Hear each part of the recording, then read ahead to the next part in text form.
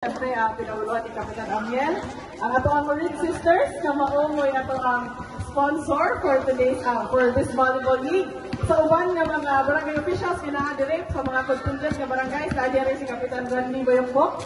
Pinumanan sa full force sa mga kagawad. So, kita ko nila dito ganina. Naapod ang ato ang pinaka mga SK chairpersons nga, nagsuporta dyan sa atong mga teams. And syempre, to all our volleyball players who are here this afternoon, maayong hapon kaninyong tanan. Malipay takaayo na karon once again nag-sponsor na po ng atong Red Sisters sa usa ka volleyball league para sa ato ang mga kababaihan dire sa atong lungsod sa Balilihan. Kaya nahibaw man ta nga ang ato ang labi na ang ato ang mga batanon mahinigon jud kaayo sa sports. Unya amay lang jud pod suportahan kay kini siya dili lang para mahimo kang physically fit pero makaamigo po sa daghan kay gawas nga kauban ninyo ang inyong mga kabarangay for ang uban pod ng mga volleyball players o mga barangay makaila pod ninyo ug makahimo mo basta ka community of volleyball enthusiasts. So nindot kayo ni siya makita nga event.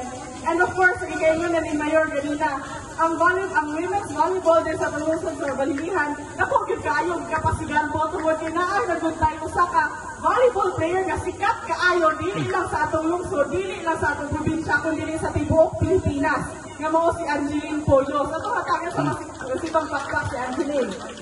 Sa gikaingon na ni Mayor, ano na po makita nga? Sa gikaingon na ni Mayor, kato si Angeline, diri siya, usan ni sa mga events nga na-discover siya.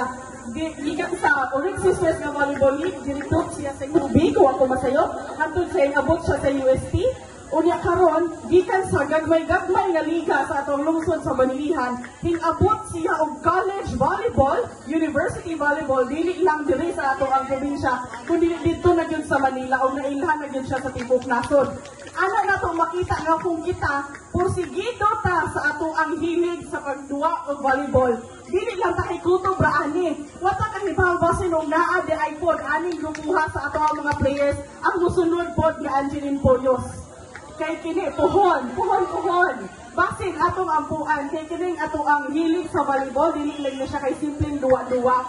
Pero usapod ni siya sa pamaagi para ma-improve, ma-asenso pa ang ato ang kinabuhi.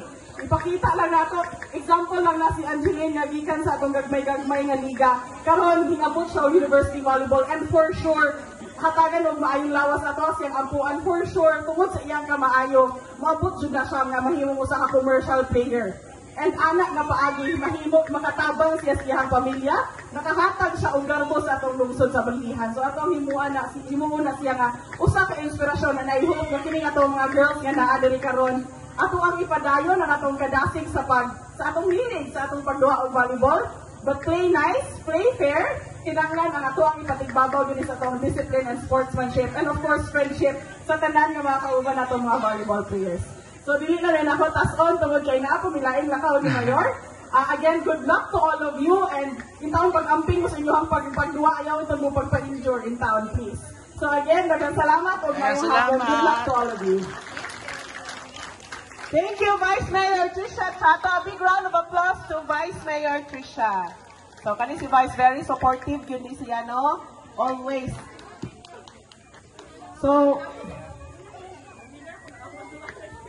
okay, so mulakaw na sila Vice of si Mayor for another equally important activity. So, padayon gihapon tayo, kay naa pa tayo awarding of winners and of course naa tayo games karong gabi una. Pila kaduwa ang ato aron? Tanan. Natay 5 kaduwa. Diba? Laban. Okay, so